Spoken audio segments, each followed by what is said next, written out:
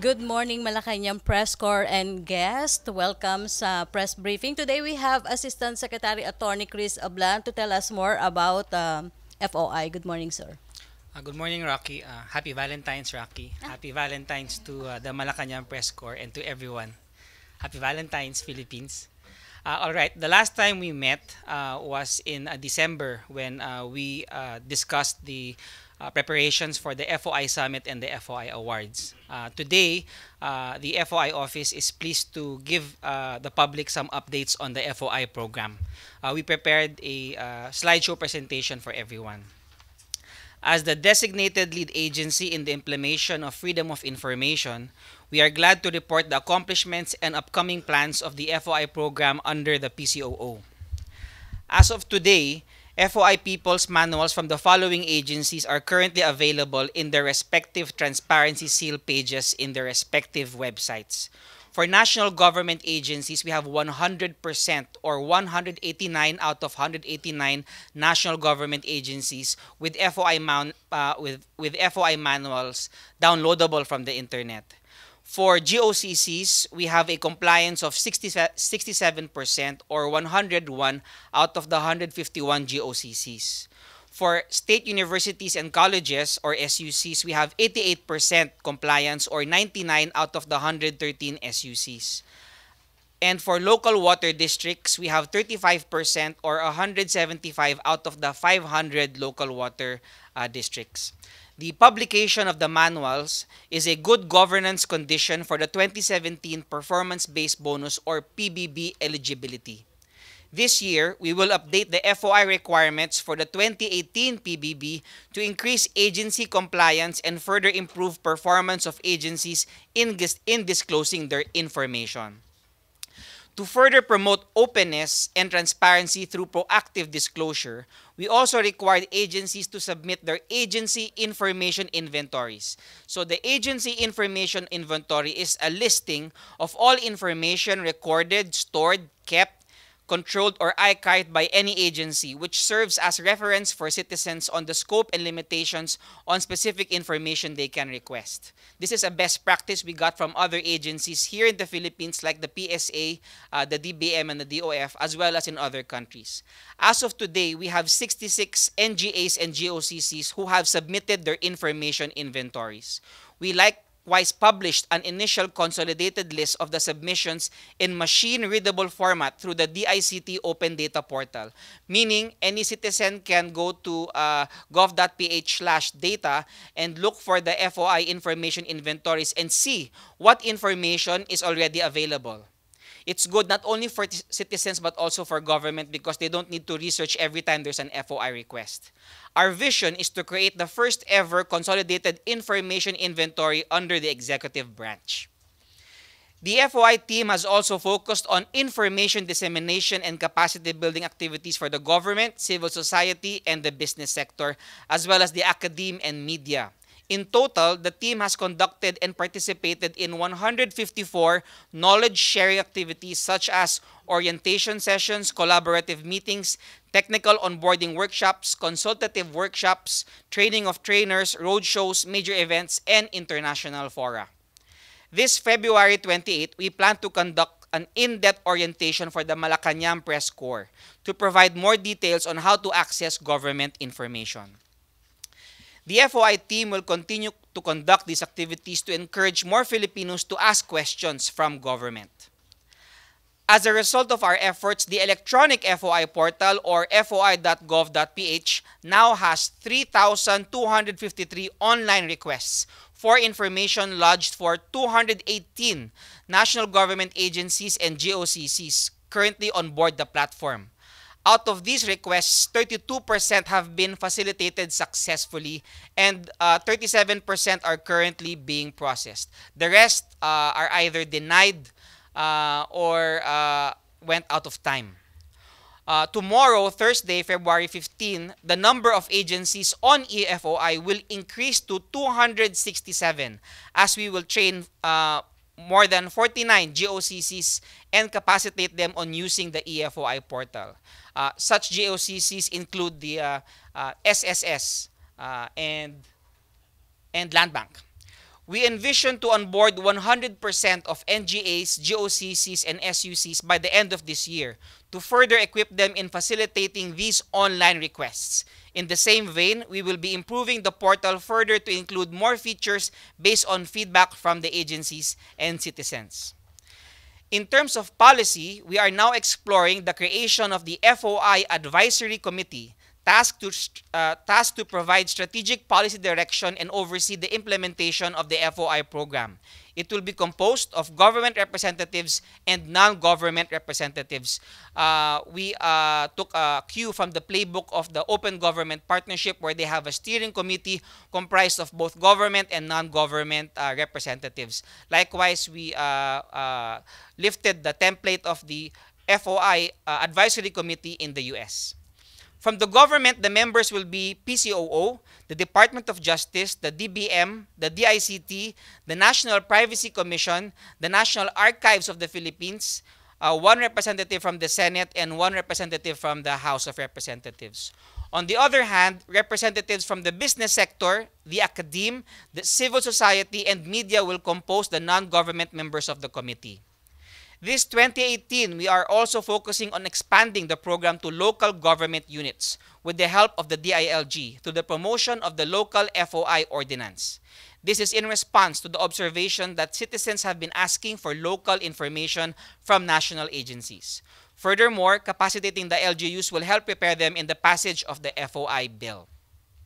Taking stock of the learnings and challenges from more than 1 year of implementation, the PCOO commits to continue its efforts in strengthening public access to government information. Lastly, we remain hopeful that the FOI bill will be passed to further strengthen this administration's efforts in promoting transparency, accountability, and citizen participation. So that ends the presentation. Thanks so much, Rocky. Okay, MPC questions? Rose Novenario. Microphone, please. Hi, sir. Good morning. Sir, may na-publish ngayon sa isang broadsheet tungkol po dun sa pagiging currently junketer ni Tourism Secretary Wanda Teo. Pwede po bang mag-request ang media or yung mga pangkaraniwang mamamayan ng mga detalye katulad din po nung nilagay po dun sa broadsheet na yon para po sa to curb corruption po? Yes, Rose. So, pwede, no? We've received a request for information on the travel itinerary and travel expenses of the President.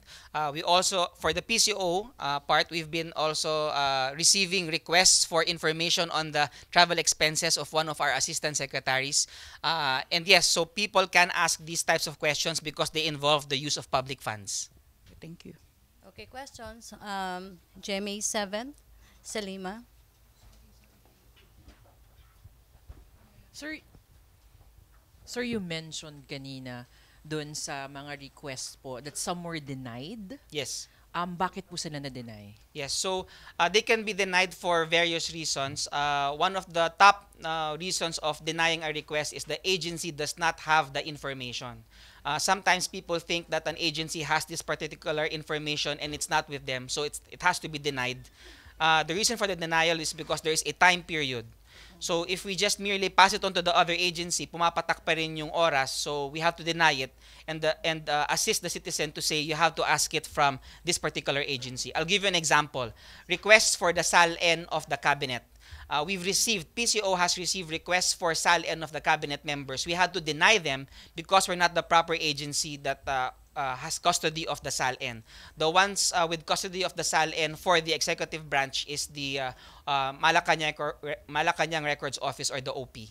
Sir, hindi pwedeng i-reroute such requests instead of denying it? Those are one of the things that we have to bring up to give information efficiently. We understand the limitations, but the way the executive order is written and the rules are written is there's a time period, 15 working days. And if we merely just pass it on, and what happens if the one who received the information already used five days or let's say 7 days, and then we pass it on to the other agency only has the remaining 7 days. So we have to fix everything first. Hopefully, when everyone is on board EFOI, it's going to be faster. And if the information is requested from one particular agency and it's not the agency, then it doesn't have to be denied. It can go to another agency and the clock still continues. We'll eventually get there. Another reason for denial is if it's in the list of exceptions. Pero sir, can we ask Office of the President to, I mean the PCOO can ask Office of the President to facilitate yung mga recommendation ng SALN ng Cabinet Secretary? Sir, kasi since the President naman na may gusto talaga ng FOI and yung talagang to curb corruption. Yes. So, actually, our recommendation to the OP is that since SALN is one of the documents frequently asked from the OP and PCOO, that maybe it's time to proactively disclose SALNs after they are made official. Okay. Questions? Hannah, happy birthday. Thank you. Happy birthday. Happy Valentine's. Thank you, sir. Sir, last time tinanong namin si Secretary Roque regarding doon sa hiningi ni Congressman Gary Alejano Yes. na i-reveal yung loan terms between the government and China. Yes. Is it possible na i-request yun through FOI po? It depends on what stage that the loan is. If it's still in the negotiating stage, it falls under one of the exceptions in the inventory of exceptions. But if the loan agreement has been signed already, then it becomes public document and any citizen can ask that particular information. Yes. Sinabi kasi ni Secretary Roque kay Congressman Alejano na lumapit sa inyo regarding dun sa loan terms na ito. Yes. Lumapit po ba si Congressman Alejano to request or nag-request ng FOI po sa office niyo regarding po dito? We have not received any request from Congressman Alejano. Perhaps we're also not the proper agency. Maybe what Secretary Roque was pertaining to, since I am the FOI program director, I can assist Congressman Alejano as to what agency holds those loan agreements. Okay, question? MPC? Deo de Guzman? Microphone? Pakiabot ng microphone. Salamat po. Morning, sir. Sinabi niyo po kanina, i-release ang mga SALN once it's made official. Kailangan mag-request pa. Yes. So right now, yes, kailangan mag-request pa ang citizen for the SALN because there is a project with the ombudsman to have the e-SALN as well as to revitalize the review compliance committee of all agencies. Yes. You see, when people or government officials like me and other government workers submit their SALN, it has to pass through a review compliance committee in the agency to make sure that the submission is correct. So we're fine-tuning that, and after that's fine-tuned, then citizens can request for the SALN. Okay, sir. The question is, after it's made official, so yung cabinet, kasi last administration, FOI, walang yung FOI nyo. Yes. During the past administration, once yung cabinet secretaries ay official na yung SALN nila, they automatically release it to the media so that the people don't have to request it. Yes. So bakit parang nilagyan nyo pa siya ng isang level of bureaucracy para ipabigay sa tao yung information na dapat namang automatic na binibigay sa tao? Yes. So we will recommend to the OP to proactively disclose the SALN of the government officials. Will we expect that this year, sir? Yes. Na automatic ibibigay sa media so that the people won't have to request it to PCOO? Yes. Because the recommendation will include the manifestation that SALNs are the most frequently asked information by the citizens. So the way it should work is agencies should learn from the requests. We have to find out kung ano ba yung hinihingi ng mga citizens, and then pag malaman namin na ito yung palagi nilang hinihingi, imbes na mag-intay next year, January 1 pa lang, i-publicize na yung mga particular information na yun. Okay, sir. So, another question. You said earlier na merong a particular assistant secretary ay madaming nag-request nung sa travel expenses. Yes. Yes, sir. We know who that is. Pero meron na bang na-release na information doon sa mga request? Meron na bang nag-grant na request doon? For the assistant secretary, should I say that? For assistant secretary Uson, we've released information on her budget and her accomplishment. For the travel expenses, it's a pending FOI request. It's due this month, so we will be disclosing the travel expenses of the assistant secretary. So may we request the media maybe given the copy para kasi marami nagre-request na. So kung bibigyan ng media, at least we could inform the public na rin. Yes, I'll take it up with my superior. Thank you, sir. Okay, questions? No more? MPC, questions? Okay. Can we have now PMP and PDEA officials? And Assistant Secretary Banaag. Thank you, Attorney. Assistant Secretary Chris Ablan. Sir, magjo-join din kayo sa press. Hindi. Thank you, Miss Rocky. Okay.